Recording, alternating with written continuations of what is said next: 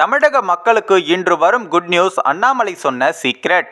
Tungsten சுரங்கம் விவகாரத்தில் தமிழக மக்களுக்கு இன்று நற்செய்தி வரும் என்று தமிழக பாஜக தலைவர் அண்ணாமலை அவர்கள் தெரிவித்துள்ளார். மதுரை மாவட்டம் அரிட்டாபட்டியில் பகுதியில் அமையவிருக்கும் டங்ஸ்டன் சுரங்கத்திற்கு எதிராக விவசாயிகள் பொதுமக்கள் தொடர்ந்து போராட்டத்திலும் ஈடுபட்டு வருகின்றனர். இதனிடையே தமிழக பாஜக தலைவர்கள் அரிட்டாபட்டி விவசாயிகளை அழைத்துக் கொண்டு டெல்லியில் மத்திய சுரங்கத்துறை அமைச்சரை நேரில் சந்திக்க சென்றுள்ளனர்.